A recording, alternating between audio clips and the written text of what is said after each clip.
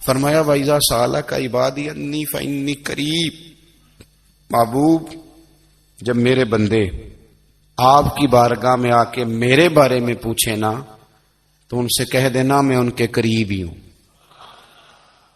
قریب ہی ہوں۔ دلیل کیا ہے؟ آئی اذا دان، یہ جب بھی مجھ سے دعا مانگیں گے میں ان کی دعاؤں کو قبول فرماؤں گا، میں ان کے قریب ہوں، میں ان کے قریب ہوں۔ یہ جب بھی دعا مانگیں گے نا میں قبول کروں گا، میں ان کے قریب ہوں۔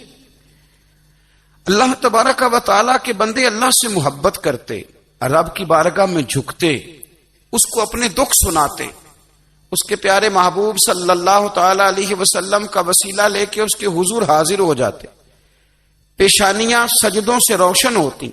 23 سال حضور کو وقت ملا، مختصر وقت ظاہراً تبلیغ کرنے کے لیے۔ پوری دنیا میں دین بھی پھیلانا ہے۔ گھر میں 11 ازواج ہیں، 4 بیٹیاں ہیں، ان کی اولادیں، سارے کام کاج بھی دیکھنے۔ لیکن سیدہ طیبہ طاہرہ حضرت عائشہ صدیقہ رضی اللہ تعالیٰ عنہ فرماتی ہیں سارا دن تبلیغ کرتے، ہر غلام کے دکھ سنتے، گھر میں آتے تو اپنے گھر والوں کا خیال کرتے، کام میں ہمارا ہاتھ بٹاتے۔ قربان جاؤں، کہتی ہیں زمانہ سارا سو جاتا لیکن آمنہ کے لال مصلی بچھا لیتے۔ دنیا سو گئی، ساری سب سو گئے، جو خدام تھے، وہ جو غلام تھے وہ سو گئے۔ صحیح مسلم نے لفظ ملیں گے، سیدہ پاک فرماتی ہیں او میرے نبی کے غلاموں، میں نے یہ رنگ بھی دیکھا ہے کہ حضور نے اتنا کھڑے رہے، اتنا قیام کیا، اتنا قیام کیا کہ مقدس پیروں میں ورم آ گئے، سوج گئے پیر، اتنے بڑے۔ دل پہ ہاتھ رکھ کے نہیں بتا سکتا کہ میرے کبھی نماز میں پیر سوج گئے، کوئی نہیں بتا سکتا۔ بچوں کی روٹی کماتے تھک گئے بات الگ ہے، ہم سیر کرنے گئے تو تھک گئے بات الگ ہے، لیکن عبادت میں یہ بھی تو مسلم شریف ہے نا، یہ بھی تو دین ہے نا، یہ بھی تو حضور کی سنت ہے، یہ بھی تو وہ چیز ہے جو کریم کی آنکھوں کی ٹھنڈک ہے۔ سیدہ فرماتی ہیں پیروں میں ورم آ گئے، اور ساری رات ہی حضور نے نماز پڑھی اور ایک ہی آیت بار بار دہرائی۔ مسجد نبوی میں بلال حبشی نے فجر کی اذان دے دی اور حضور ابھی مصلی پہ تھے، کریم فارغ ہوئے۔ میں نے عرض کی یا رسول اللہ صلی اللہ علیہ وسلم، آپ کے تو صدقے اللہ اگلے پچھلوں کے گناہ معاف کرے گا، تو آپ اتنی آہوزاری کیوں فرماتے ہیں؟ آپ تو شفیع ہیں، آپ تو انبیاء کے امام ہیں۔ تو حضور نے فرمایا عائشہ تم نے گنوایا ہے نا میرے اللہ کی مجھ پر کتنی رحمت ہے، افلا اکون عبدا شکورا، فرمایا اگر اس نے اتنی نعمتیں دی ہیں تو کیا میں اس کا شکر گزار بندہ نہ بنوں؟ میں شکر گزار بندہ نہ بنوں اس کا؟ پھر اگر اتنی نعمتیں اس نے دی ہیں، مجھے اتنا نوازا ہے، تو پھر میں اس کے سامنے سجدے نہ کروں؟ او میرے بھائی، بڑے قابل فخر لوگ ہیں ہم کہ ہم نبی پاک کے غلام ہیں، ہم قابل فخر ہیں کہ نبی کریم کے غلام ہیں۔ کیا کبھی اس غلامی کے شکرانے میں بھی 2 نفل پڑھے کہ یا اللہ تیرا شکر ہے تو نے ہمیں حضور کا غلام بنایا ہے؟ یاد رکھیں کہ اپنی روحانی زندگی کو آباد کریں، استغفار پڑھیں، تسبیحات کریں۔ حضرت عبداللہ ابن عمر رضی اللہ تعالیٰ عنہ حضرت عمر کے صاحبزادے، مکہ مکرمہ میں ان کی قبر ہے۔ میں نے جب انہیں پڑھا تو مجھے ان سے بڑا پیار ہو گیا، لیکن آپ کو پتہ ہے وہاں جا کے کسی شخص کا مزار تلاش کرنا یا پوچھنا ایک مشکل کام ہوتا ہے۔ تو ایک دفعہ میں مکہ شریف میں حاضر تھا، تو ایک گاڑی والا ڈرائیور مجھے کہنے لگا کہ مولانا میں آپ کو جانتا ہوں، مجھے آپ سے محبت ہے، ایک بات بتاؤں آپ کو؟ میں نے کہا بتاؤ۔ کہنے لگے حضرت عبداللہ ابن عمر کی قبر دیکھنی ہے۔ میں نے کہا یہ تو نہیں کہہ رہا، یہ کسی نے بندوبست کرایا ہے، یہ اللہ نے تیرے دل میں بات ڈالی ہے، یہ ہو گیا تو لے چل مجھے۔ حضرت عبداللہ ابن عمر کو نبی پاک نے فرمایا تھا راجل صالح، یہ نیک بندہ ہے، یہ متقی آدمی۔ حضرت عبداللہ ابن عمر رضی اللہ تعالیٰ عنہ سیدنا فاروق اعظم رضی اللہ تعالیٰ عنہ کے صاحبزادے ہیں، اور ان کی ہمشیرہ سیدہ حفصہ رضی اللہ تعالیٰ عنہ حضور کی زوجہ محترمہ۔ ایک دن اپنی ہمشیرہ سے کہنے لگے کہ کہ نبی کریم صلی اللہ تعالی علیہ وسلم گھر میں آئے نا، اور اگر حضور غم امت میں پریشان نہ ہوں، طبیعت کو حشاش بشاش دیکھو، تو ذرا پوچھنا تو صحیح حضور کا میرے بارے میں کیا خیال ہے، پوچھنا تو صحیح کہ کریم کی بارگاہ میں میرا کیا مقام ہے، میرے بارے میں حضور کیا فرماتے ہیں۔ اب بہن کو کام بتائے اور بتائے بھی بھائی، اور پھر بہن وہ کام نہ کرے، یہ تاریخ میں ہوتا نہیں۔ حضرت عمر فاروق رضی اللہ تعالیٰ عنہ کی صاحبزادی ام المومنین رضی اللہ تعالیٰ عنہ فرماتی ہیں کہ میں تو بس منتظر تھی، انہوں نے تو کہا تھا نا کہ اگر تم حشاش بشاش دیکھو تو بات کرنا، لیکن حضور تشریف لائے، میری باری تھی، میرے گھر تشریف لائے، کھانا پیش کیا تو فوراً میں نے عرض کی حضور ایک بات پوچھنی تھی۔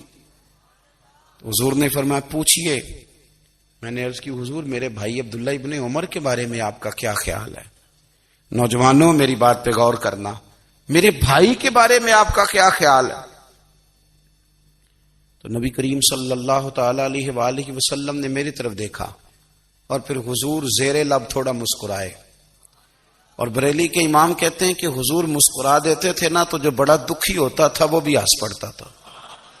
اب سوال پیدا ہوتا تھا کہ پھر تو اس مسکراہٹ کے لیے انتظار کرنا پڑتا ہوگا کئی مہینے کہ حضور مسکرائیں تو رونے والے ہنسیں، تو اعلیٰ حضرت فرماتے نہیں، انتظار نہیں کرنا پڑتا، یہ مسکراتے رہنا تو حضور کی عادت ہے۔ جس کی تسکین سے روتے ہوئے ہنس پڑے، اس تبسم کی عادت پہ لاکھوں سلام۔ یعنی یہ تو عادت ہے حضور کی مسکراتے رہنا، اس کے لیے انتظار نہیں کرنا پڑتا۔ بھائیو آپ خیال رکھیں گے، غور کریں گے، حضرت عبداللہ ابن عمر رضی اللہ تعالیٰ عنہ کے بارے میں پوچھا تو سیدہ فرماتی ہیں کہ نبی کریم صلی اللہ تعالی علیہ وسلم نہ زیر لب مسکرائے اور فرمایا حفصہ تیرا بھائی ہے تو اچھا، لیکن میں نے سنا ہے کہ عشاء کی نماز پڑھتا ہے تو فجر تک سویا ہی رہتا ہے۔ او نوجوانوں، 10 بجے تک سونے کی بات نہیں ہوئی، 9 بجے تک سونے کی بات نہیں ہوئی، 11 بجے اٹھنے کی بات نہیں۔ حضور فرمانے لگے میں نے سنا ہے کہ عشاء کی نماز پڑھ کے سو جاتا ہے اور فجر تک سویا ہی رہتا ہے، اسے چاہیے کہ تہجد کے وقت اٹھا کرے، اللہ کی بارگاہ میں حاضر ہوا کرے، آہوزاری کرے، سجدے کرے، عبادت کرے، اٹھتا ہے اور فجر میں جا کے اٹھتا ہے۔ حضرت جناب حفصہ رضی اللہ تعالیٰ عنہ کہتی ہے میں نے جناب عبداللہ ابن عمر کو پیغام دیا اور میں نے کہا میرے جوان بھائی سن، نبی پاک نے فرمایا ہے تو اچھا پر تہجد میں نہیں اٹھتا، نفل نہیں پڑھتا۔ او میری ملت کے جوانوں، مزہ نہیں آ جاتا جب ساری دنیا سوئی ہو، ساری دنیا، اور بستر بھی گرم ہو اور نیند بھی پورا غلبہ کر رہی ہو، اور اچانک گھنٹی بجے دماغ میں، آنکھ کھلے، گھڑی پہ نظر پڑے، 3:30 4 بجے کا پیغام گھڑی بتائے، اور کوئی چڑھتی جوانی والا اٹھ کے وضو کرے، اور جب وہ مصلی کھول کے بچھائے تو مدینے والے محبوب کہتے ہیں کہ ہر نماز پہ رب ثواب دیتا ہے، اور جو اٹھ کے تہجد کی نماز پڑھے اسے دیکھ کے تو رب مسکراتا ہے، جو اس کی شان کے لائق ہے، جو اس کی شان کے لائق، وہ مسکراتا ہے، خوش ہوتا ہے کہ میرا بندہ تہجد میں اٹھ گیا، وہ مسکراتا ہے۔ کاش ہماری صبحیں کبھی اپنے مالک کے نام ہو جائیں، کاش کے صبحیں۔ حضرت ابو الحسن رحمت اللہ تعالی علیہ حضرت معاذ ابن جبل رضی اللہ تعالیٰ عنہ کے پاس بیٹھا کرتے تھے، فرماتے ہیں ان سے جو پیار بڑھا تو پھر میرا مصلی سے بھی بڑھ گیا۔ تابعی ہیں، فرماتے ہیں صحابی رسول سے محبت ہوئی تو ذکر سے بھی ہو گئی، پھر درود شریف سے بھی ہو گئی، محبت ان سے بڑھی تو پھر اللہ نے مسجد کا پیار بھی بڑھا دیا۔ آپ فرماتے ہیں کہ میری ہر وقت بھی یہ چاہتی تھی کہ بس اللہ اللہ کروں، بس اللہ اللہ کروں، بس نہ میں ذرا تھوڑی جان چھڑاؤں لوگوں سے، کو 10 منٹ ملے تو میں کچھ 4 نفل پڑھ لوں، میں تھوڑا سا نہ بچوں لوگوں سے، اور مجھے تسبیح ملے تو میں نہ کچھ 400-500 دفعہ استغفار پڑھوں، سبحان اللہ، الحمدللہ، اللہ اکبر، لا حول ولا قوت الا باللہ، میں نہ تسبیحات پڑھوں۔ فرماتے ہیں کہ بچے تھے گھر میں 6-7، غربت تھی، کام ملتا کوئی نہیں تھا، اور میں کام چور نہیں تھا، کام ڈھونڈتا تھا، پر اللہ کی قدرت کے کام نہیں ملتا تھا۔ فرماتے ہیں کہ میں نے ایک دن اپنی اہلیہ سے کہا کہ آج میں پھر جاتا ہوں کام ڈھونڈنے. تو میری بیوی بڑی فرما بردار تھی، پر اس دن نہ غربت کے ہاتھوں تنگ آ کے کہنے لگی آج نانا کوئی تو چیز لے کے آیا. تو مجھ سے بچوں کی بھوک نہیں دیکھی جاتی. یہ سب روگاں دا روگ محمد جس دا نام غریبی، کنڈ بلا کے لنگ جاندے نہیں دوست یار قریبی. آج نہ کچھ لے کے آیا تو میں بچے لے کے چلی جاؤں گی. شیخ فرماتے ہیں کہ میں بڑا پریشان گھر سے نکلا، پر میں نے صبح سے لے کے زور تک کام ڈھونڈا، کام ملا کوئی نہیں. تو میرے دل میں خیال آیا چلو کام نہیں ملتا تو اللہ اللہ تو کرے نا، چلو بندوں کی مزدوری نہیں ملتی تو رب کریم کی عبادت ہی کرتے ہیں. فرماتے ہیں کہ میں نے نا فرات کے پانی سے وضو کیا، نہر کے. شدید دھوپ تھی، ساتھ ریت تھی اور ریت تپ رہی تھی. میں نے اپنا رومال وہیں مصلی کے طور پر بچھا لیا اور فرماتے ہیں کہ زور سے لے کر عصر تک نماز پڑھی. دھوپ بھی پورے زور پہ، پر میرے سجدے کا ذوق بھی پورے زور پہ. فرماتے ہیں سورج بھی چمک رہا ہے اور رب کی عبادت کا ذوق بھی پورے زور پہ. میں سجدہ کروں تو پھر میرا اٹھانے کو جی نہ چاہے. میرے استاد لکھا کرتے تھے، یہ ان کا شعر ہے، وہ کہا کرتے تھے مجھے سوز دے، مجھے ساز دے اور مجھے نیم شب کا نیاز دے. دم سجدہ خود کو میں توڑ دوں، مجھے ایسا ذوق نماز دے. اور میں تیری بہار کا پھول ہوں، میں کھلا بھی ہوں تو تیرے لیے. مجھے میری شاخ سے توڑ لے، مجھے اپنی زلف کا ناز دے. بھائی فرماتے ہیں کہ عصر تک میں نے نفل پڑھے، دل ڈھلنے لگا. عصر کی نماز پڑھی اور میں وہاں سے چلا. اب میں جب نکلنے لگا تو دل میں خیال آیا کہ چھوٹی چھوٹی دیواریں ہیں گھر کی، بغیر کچھ لیے جاؤں گا تو بیوی دور سے دیکھے گی تو شور کرے گی کہ پھر خالی ہاتھ آ گیا ہے. کہتے میں نے اپنی اسی رومال میں جس پہ میں نے نماز پڑھی تھی نا، رومال میں کی آخی دے پنجابی صافا کہتے ہیں، اسی میں نا میں نے کچھ ریت بھر لی کہ وہ دور سے دیکھے گی تو سمجھے گی کچھ لے کے آیا ہے. چلو جا کے اسے بتا دوں گا کہ آج پھر مزدوری نہیں ملی.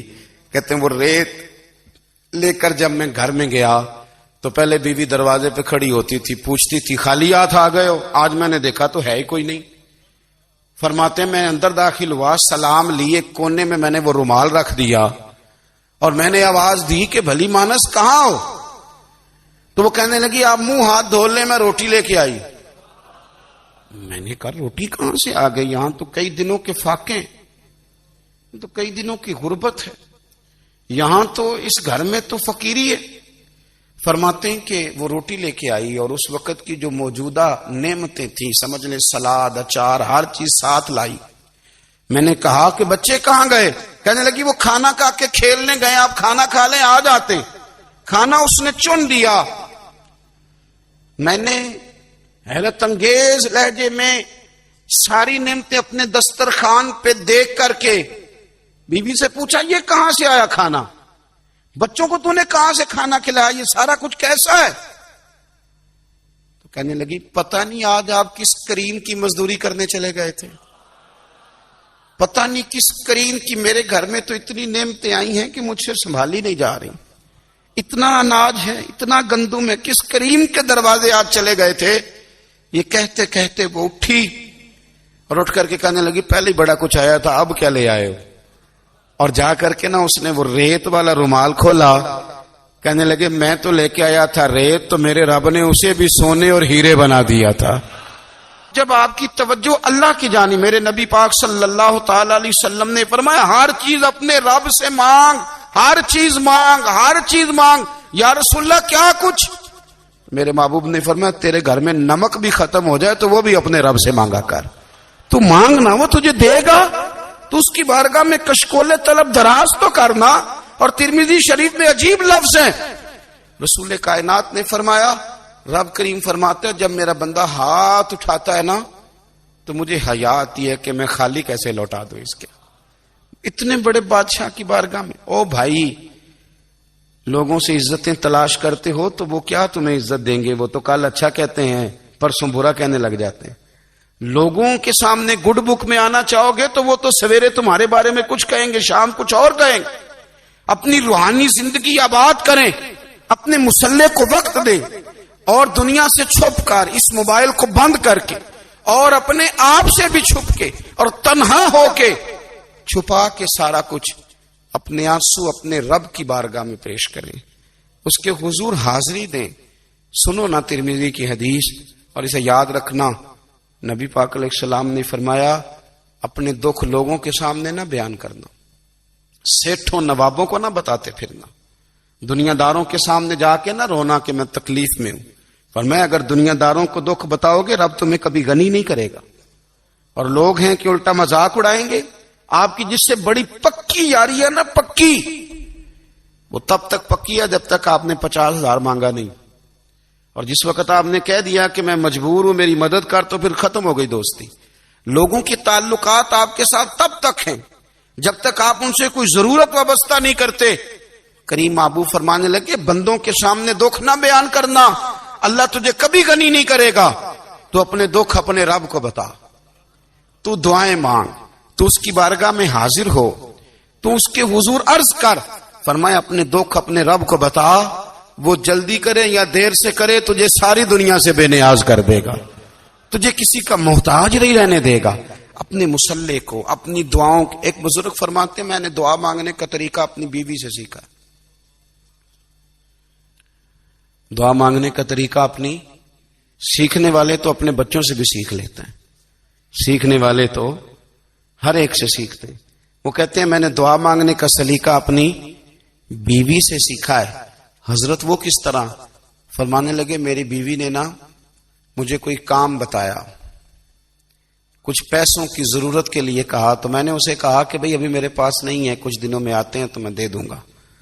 عورتوں کی عادت ہوتی ہے وہ بار بار یاد کراتی ہیں. 2-4 دنوں کے بعد پھر اس نے کہا حضرت وہ میں نے کہا تھا کچھ پیسے، میں نے اسے کہا کہ ابھی میرے پاس نہیں ہے، کچھ دنوں میں ملتے ہیں تو میں تمہیں دے دوں گا.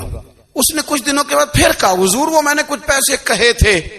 فرماتے میں نے ڈانٹ دیا، میں نے کہا کہ کیا تو روز مجھے شرمندہ کرتی ہے، کہا نا میرے پاس نہیں ہے، ہوں گے تو دے دوں گا، تو روز یاد کراتی ہے.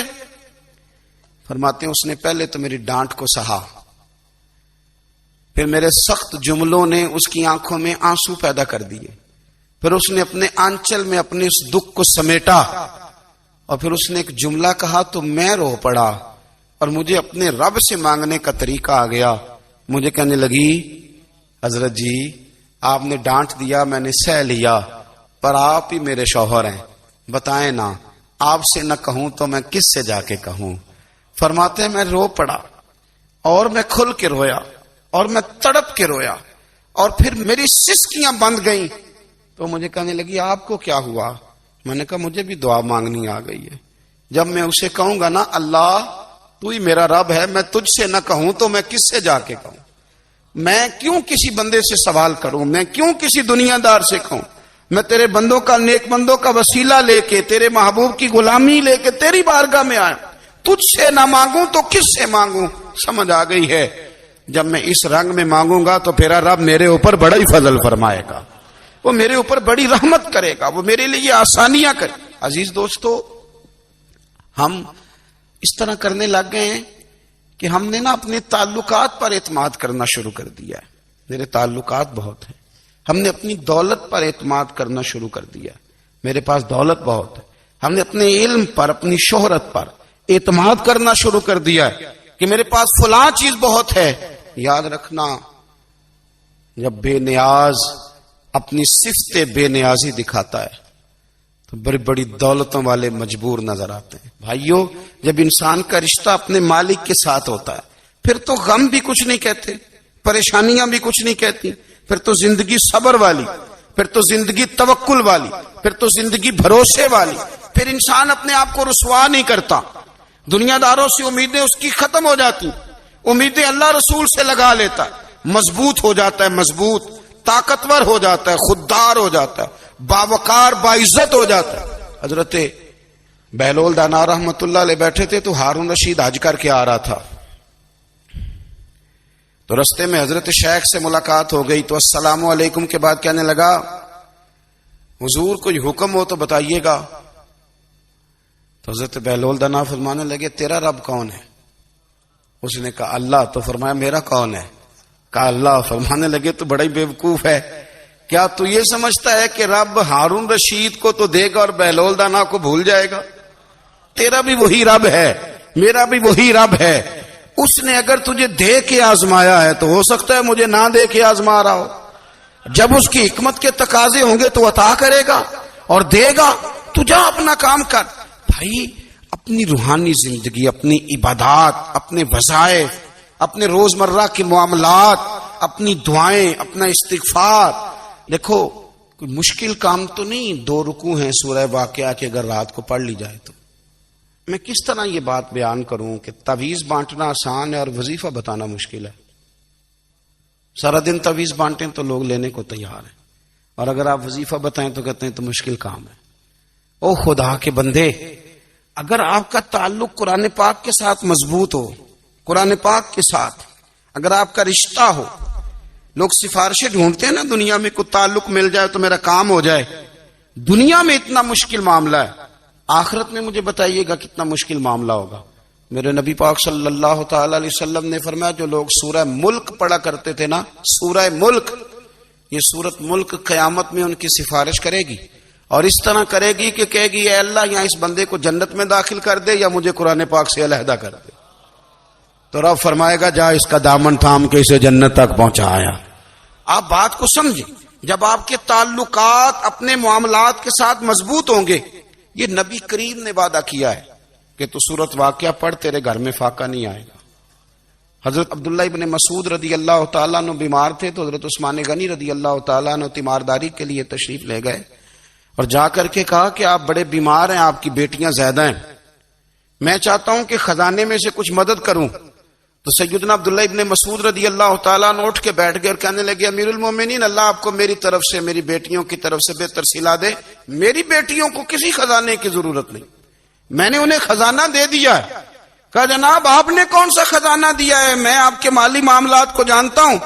تو فرمانے لگے امیر المومنین، میرے نبی کریم نے فرمایا ہے جو سورت واقعہ پڑھے اسے کبھی فاقہ نہیں آتا. میں نے بیٹیوں کو یاد کرا دی ہے، یہ خزانہ میں نے انہیں دے دیا ہے. وہ سارے والدین سنیں جو بیٹیوں کے لیے پریشان رہتے ہیں. حضرت عبداللہ ابن مسعود نصیحت کر رہے ہیں، فرمانے لگے میں نے سورت واقعہ یاد بھی کرا دی ہے، پڑھنے کی عادت بھی ڈال دی ہے. حضور نے فرمایا ہے جو سورت واقعہ پڑھے اسے فاقہ نہیں آتا. کہنے لگے چاند تو اپنی جگہ چھوڑ سکتا ہے، سورج گر سکتا ہے، تارے ٹوٹ سکتے ہیں، پر مدینے والے رسول کی بات غلط نہیں ہو سکتی. حضور نے فرمایا فاقہ نہیں آئے گا تو انشاءاللہ کبھی بھی نہیں آئے گا. کرنے کا کام یہ ہے کہ ہم اپنے معاملات، اپنی عبادات، اپنی دعائیں، کبھی 10 منٹ عادت ہو جائے نا دعا مانگنے کی علیحدہ سے رات کو. حضور نے فرمایا جو فرض نماز کے بعد دعا مانگے اللہ اس کی قبول کر لیتا ہے. نبی پاک صلی اللہ تعالی علیہ وسلم نے فرمایا اللہ مسافر کی دعا قبول فرماتا ہے. حضور نے فرمایا اللہ مظلوم کی دعا قبول فرماتا ہے.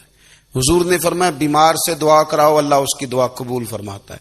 میرے نبی پاک نے فرمایا ماں باپ جب بھی اولاد کے لیے ہاتھ اٹھائیں، ویسے تے بلے شاہ تو آسمانی اڈ دیا ہی پھڑ دیں، جڑا گھر بیٹھا انہوں بڑھے ہی نہیں. حضور فرمانے لگے ماں باپ جب بھی اولاد کے لیے دعا فرمائیں اللہ ان کی دعا کو قبول کرتا ہے. آپ اپنا تعلق بنائیں دعا کے ساتھ، عبادت کے ساتھ، مصلی کے ساتھ رشتہ بنائیں، استغفار پڑھیں. صلاح الدین ایوبی صلیبی جنگوں میں تھے،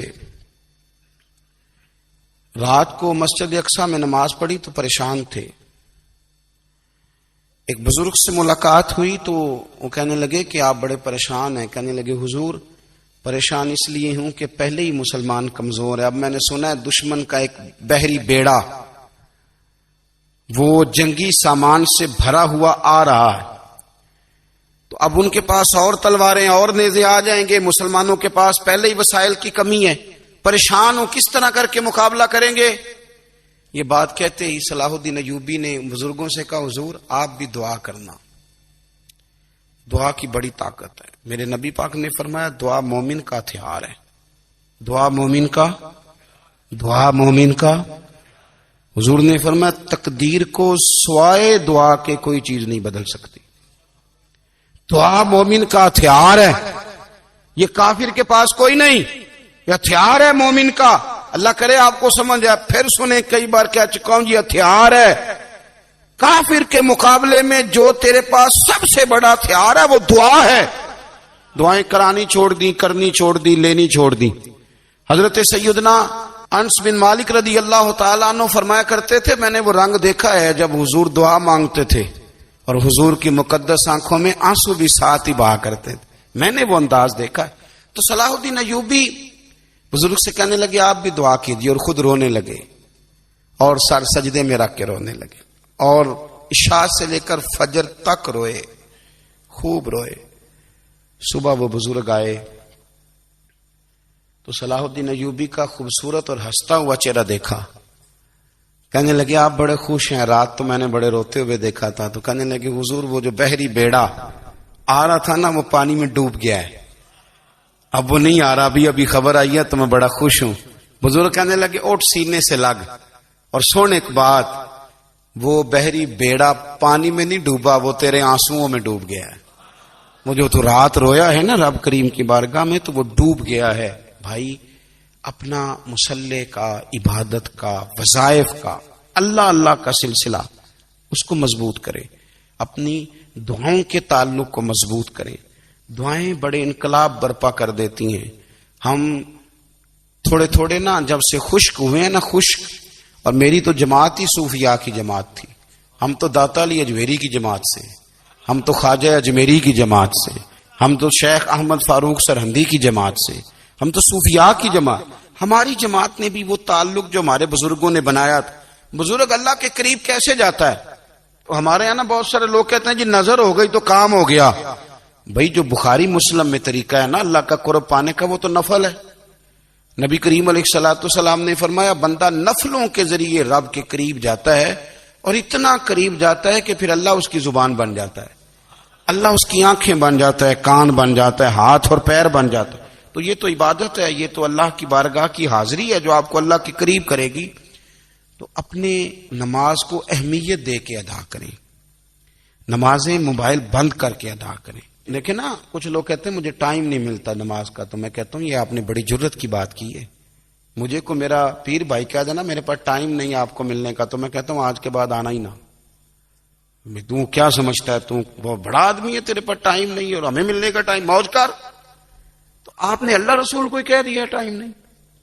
اور عجیب فلسفہ ہے نا, کہا جائے نماز پڑھنے آؤ تو کہتے ہیں کپڑے ٹھیک نہیں, اور کہا جائے کہ آؤ ذرا دعوت پہ چلیں تو کہتے ہیں 1 منٹ ٹھہر میں کپڑے بدل کے آیا. نماز کے لیے کہا تو کہتا ٹھیک نہیں, دعوت کے لیے کہا تو کہتا میں ذرا تیاری کر لوں, یوں جانا مناسب نہیں. یہ معاملہ ٹھیک نہیں. رب تو فرماتا ہے کہ جب تو مسجد میں آ تو زینت اختیار کر کے آ, خوب ذوق سے دعا مانگے, خوب شوق سے نماز پڑھیں, خوب استغفار کا مزاج بنائیں. آپ لوگوں کے بیچ رہ کے سوکھ حاصل کرنا چاہتے ہیں, لیکن آپ کو پتہ ہے کئی مہینے غار ہرا میں رہنا بھی مدینے والے محبوب کا طریقہ ہے. ہر سال اعتکاف بیٹھنا الگ سے, یہ بھی حضور کا طریقہ ہے. مسجد نبی کے اندر دروازہ کھلتا تھا نبی کریم کا, پر گھر کے اندر نفل پڑے نبی پاک. اور حضور فرماتے ہیں کچھ نفل نماز گھر میں بھی پڑھا کرو, گھر کو قبرستان نہ بناؤ. ہمارا گھر اللہ کے ذکر سے آباد ہوگا. اگر ہم نماز پڑھیں گے نا, میں جب سنت پڑھنے کے لیے گھر میں کھڑا ہوتا ہوں تو میرا جو 2.5-3 سال کا بیٹا ہے نا, وہ بھی میرے ساتھ نماز پڑھنی شروع کر دے. اسے پتہ کوئی نہیں نماز کیا ہوتی ہے, لیکن وہ بھی نا سجدہ نہ بھی کرنا ہے تو ساتھ لیٹ ضرور جاتا ہے. پتہ چلا بچے لیکچر دینے سے نماز نہیں پڑھتے, نماز شروع کر دیں تو بچے بھی شروع کر دیتے ہیں. ہم جب پریشان ہوتے ہیں تو لیکچر دیتے ہیں, تو لیکچر تو باہر شاید چل جائے, گھر میں کیسے چلے گا, گھر میں تو عمل چلے گا. تو میرے عزیز, آج کے اس روحانی اجتماع میں ہمارے دوستوں نے جو محنت کی, ہم نے بار بار اپنی نیت سے پوچھا خدا ہمیں معاف کرے اگر کوئی ذاتی شہرت ہے, کوئی ہمارے ذاتی مفادات ہیں, رب ہمیں ہدایت دے. ہماری یہ خواہش تھی کہ روحانی اجتماع ہمیں تھوڑا سا اللہ اور اس کے رسول کے جانب مائل کرے, کچھ ہمارا رشتہ مصلی کے ساتھ مضبوط کرے.